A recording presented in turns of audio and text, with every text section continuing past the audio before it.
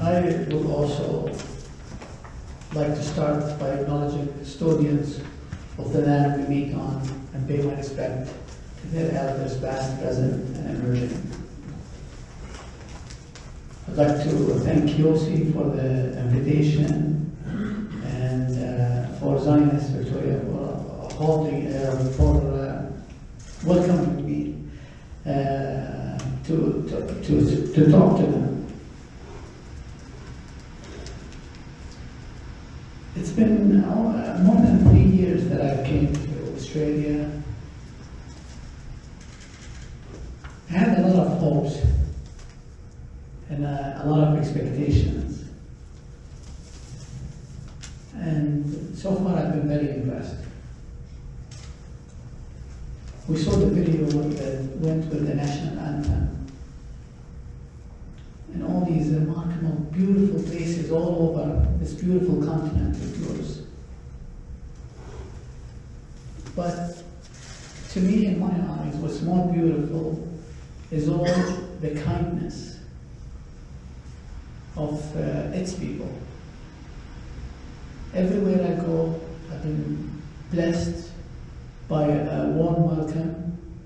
And I have to admit, the Jewish community, the Australian Jewish community, was have always beautifully received me. And I'm very grateful for that.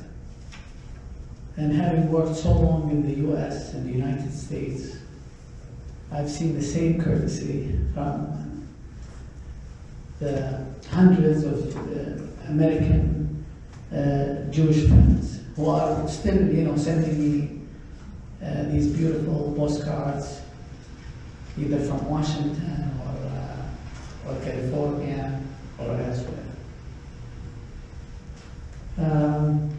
I'm so honored to be here with you tonight. I've done a couple of online engagements, and this is the first time that I come and speak here in Melbourne about something I really love. Growing up, I spoke to some of you, growing up in the UAE, in this small oasis or village in the middle of the desert. We had a TV and a few channels, and one of my favorite shows is called Flying Doctor. I don't know if you're familiar with it. But it's just, it was so beautifully filmed, and with all the exotic animals and the beautiful, usually they have a beautiful plot. And it just stole my interest in what, to find out more about Australia.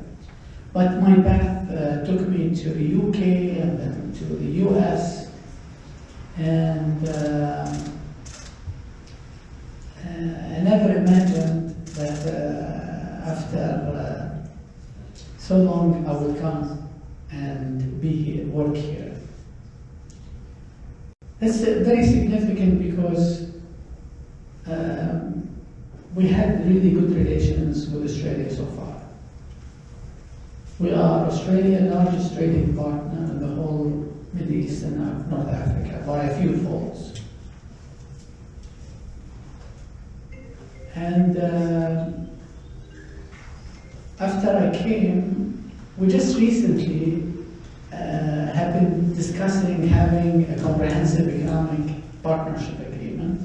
So I'm very happy. That's wonderful. I think this will push the trade relations with Australia tremendously. I am confident that it will help the Australia-UAE relationship, because I saw what the Comprehensive Economic Partnership Agreement did to our relationship with Israel. Already this year, since January up until the first half of 2022, there was a 500% increase in trade between them.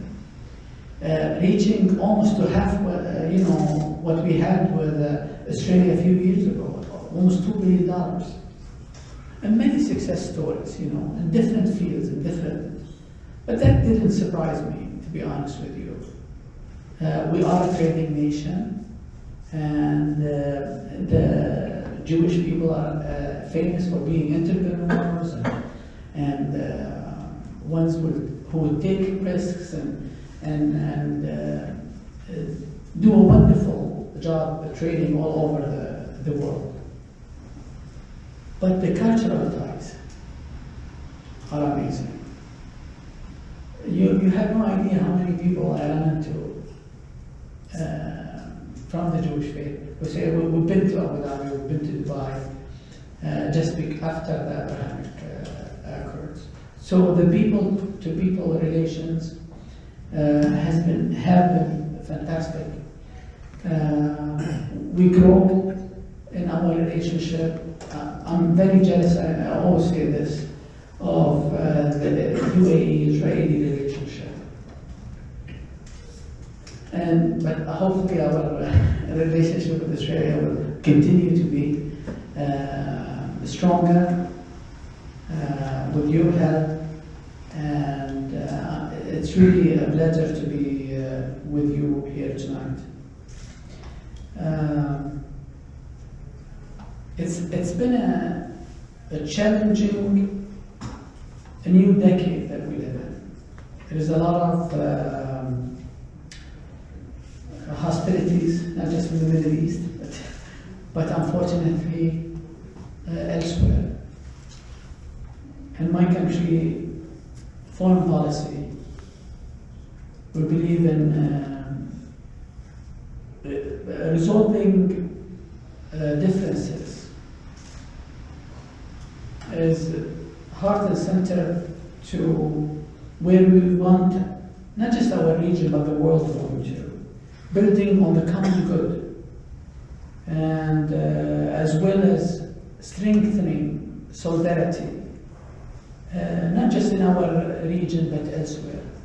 We continue our steadfast efforts to strengthen bridges of partnership, dialogue, and balanced relations.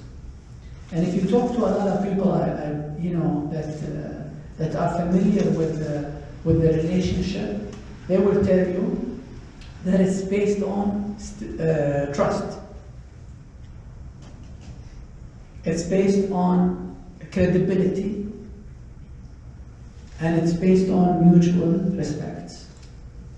These three things, my friends, are, I think, a cornerstone for any healthy, long, fruitful relationship between people and between nations.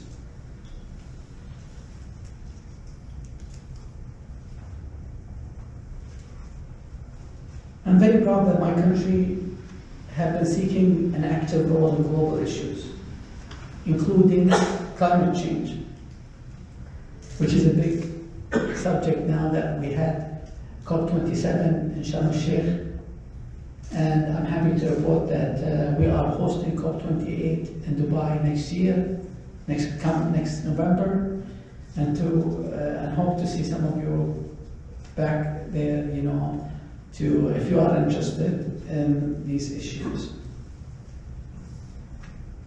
Health has been advanced health has been in the minds of many, especially after the pandemic. And I always say that we haven't seen the repercussions of what COVID had on our economies, on our future prospects. We always, every day we read about waves and such. It puts more emphasis on us working together for a better future. And, last year we celebrated 50 years of independence, or a very, very young country. And one of the ideas was to plan for the next 50 and what we should do. And we are determined to align our economic interests with our foreign policy. That's why we have so many projects and announcements to revamp our economy and into the next 50 years and invest in space, for example, and renewable energy, and basically the industries of the future. And I'm so glad that we have so many friends who are coming along this journey and helping us reach a more prosperous next 50 years. I've spoken enough. I really enjoy talking person to person, and I'm very honored and grateful to be here with you tonight. Thank you so much.